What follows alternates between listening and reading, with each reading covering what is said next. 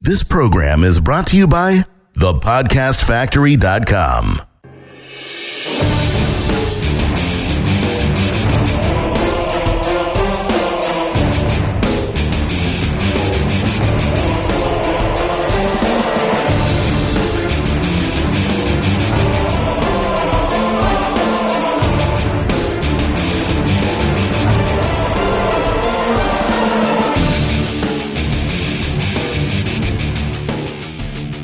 Welcome back to another edition of Death, Glory, or Disappointment. This is Season 2, and Dan's beard is more glorious than ever. What is up, Dan? Oh, it is glorious. I've been sent some really, they're not far from me now. I've got this little box of beard stuff, and I've got beard cream, I've got beard grow oil, I've got beard shampoo, I've even got a beard money clip that came with it. So all things beard. Also, I have a lot of time on my own, so I get bored. So I no kidding. You braid your beard and style it. Don't tell Jonathan, shut up. Yeah, nobody's supposed to know about that. Secret. Dan, what do you have for us today? Well, today, again, inspired by some chats in Coffee with Dan, is all flavors of fear. All right. Nice, broad topic. Yeah, fear seems to be something that comes up quite a lot. And I've got my own take on it and some practical considerations. And it seems to be fear of something holds people back all the time.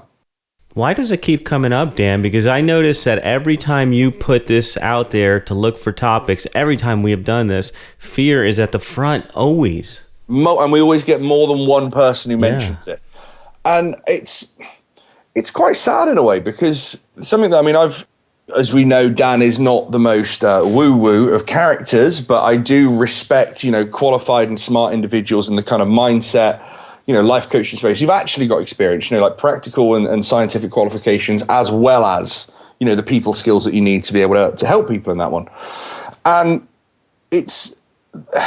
fear's a weird one, because it can absolutely rule your life, the what ifs. And honestly, it's done it to me. I've said it before on an earlier podcast. The fear of what I thought would happen, I thought was giving me a heart attack. It turned out to be just a general, anxiety attack sort of thing. And it's I wasn't sat there crying like a little bitch or anything like that. It's just, I was walking down towards Buckingham Palace. I was doing a bit of sightseeing in London, and my arms just felt really heavy. And I'm like, this is weird. I felt like I had a 20-pound dumbbell on each hand. And then my chest tightened, and then I couldn't really breathe. And I was just like, oh, bollocks, I'm going to die.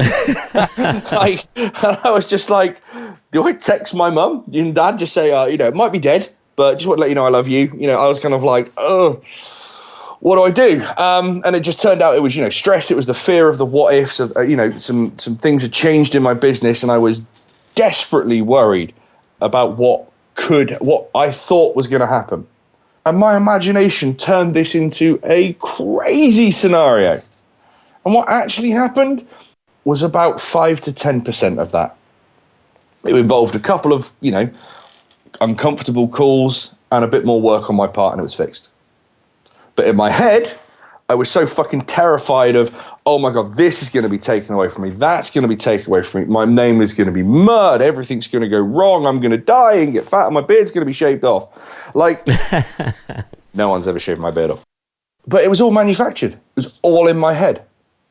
And it's really, and the thing is, this is why I say having a strong support network, and honestly, having someone you can call who's a mindset specialist, or someone who's extremely good at helping you overcome fears or obstacles or the kind of bullshit stories that you kind of tell yourself in your own brain, is really key. Now, I don't need that often. I'm fairly, mentally tough now, but I have 2 or 3 people, got Mark, got Edie, the key ones who I work with, and they know me. I'm like, look, I don't need to speak to you every week. Don't need that. And a guy called Michael as well. But I'm like, every now and then I'm going to need a tune-up, because my head is going to be up my ass. And all honestly, these guys do is help me realize, and it doesn't happen often, maybe once every couple of months or so, is that I'm inventing stuff in my head. And the fear of what is going to happen is virtually never ever, ever, ever as bad as what actually happens. Dan, I don't know. I know you are familiar with Strategic Coach, but Yes. One of the tools they give you is this wheel. I don't know exactly what it's called, but basically you write down all the expectations you have of a project, like what are the outcomes, what are the possible roadblocks, and then you go back and you do your project and you know what's coming. So what do you do? Like, that's one way that I've learned to deal with fear and now get through it. What do you do so that you're not so emotionally charged up with that fear of, let's say, the unknown? Okay, number one, you have to talk to people. Like the whole suffering in silence, British stiff upper lip kind of thing, that's useful. And, I don't think don't be a wimp, is what I'm saying. We all have shitty days from time to time. Generally, if you sleep on it, the next day it's a lot better, just as a rule. But when you're really triggered and you're really in fear, so I'm not talking about just general, things are a bit crap, as in when you're proper fucked, as I would call it, you have to reach out to people.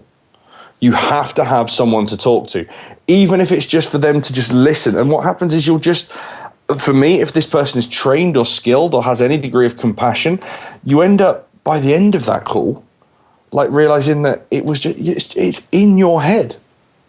And it is in your head. And like, I've got a good friend, Brian Grasso and Carrie Campbell, and they're phenomenal people. They're, a handful of the few sort of mindset people I truly rate. And they said it the other day, if your head's in a fucked up space, all the action in the world is gonna fix it, because you're operating from not the best place. But sometimes, and this is just a slightly different spin on that, sometimes action is some of the best things you can do.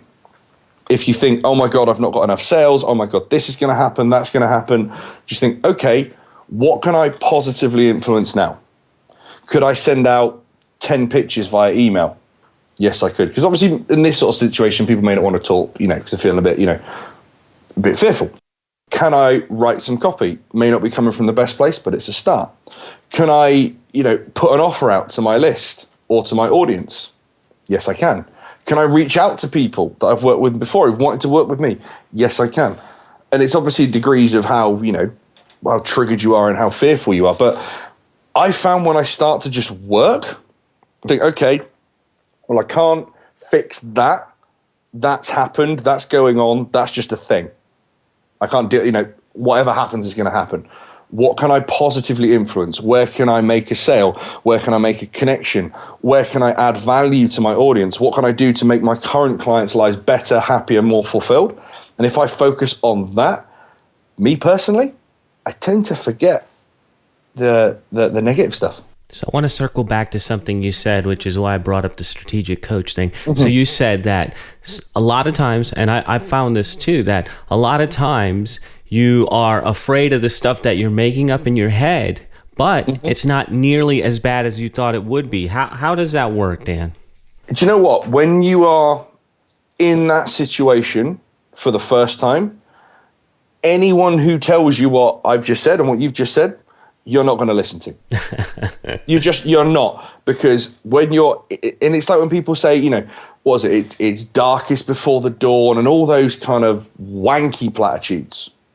Okay? When you're in that place of fear, that shit doesn't mean anything.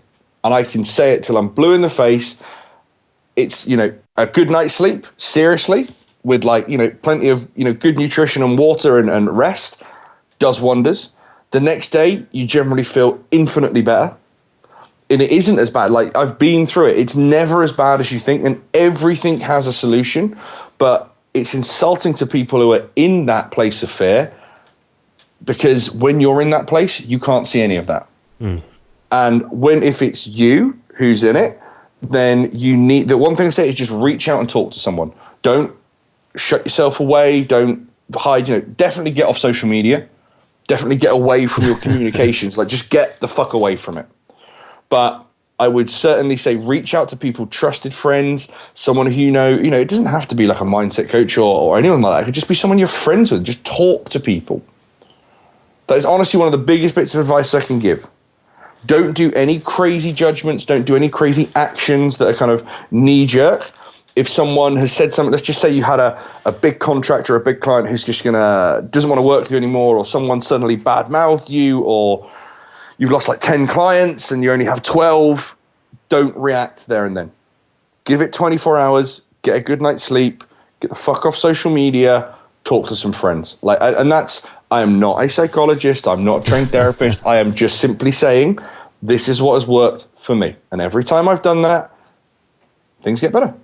So I hear you saying, leave a little bit, first recognize where you're at, and then leave a little bit of space between making any decisions or choices. That's awesome. I'm not going to ask you, Dan, what you have coming up for next week. Do you know what I love, Jonathan?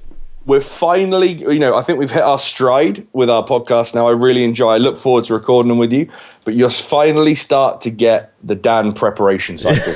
It doesn't exist. Yeah. Well, I think it was Charles Darwin that said the species that adapts survives, and I'm looking to survive here. So.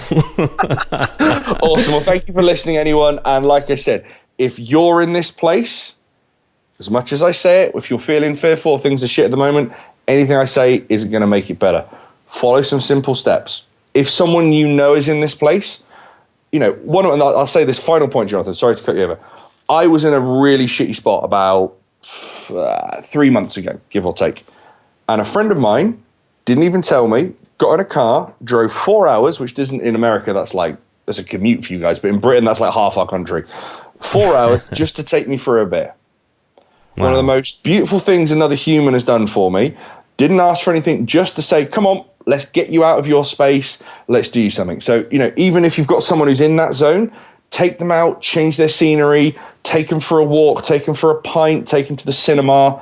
Just help that person. Honestly, you won't understand how powerful what you've done is until they're out of that space. Beautiful advice. Bye. All right. So that is a wrap for this week's episode. We will be back in your earbuds next week. Thank you for tuning in. Laters.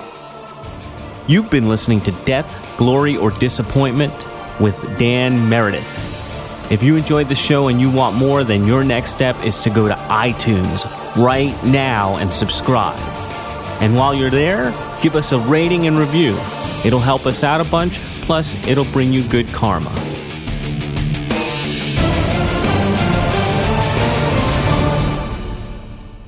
This is the podcastfactory.com.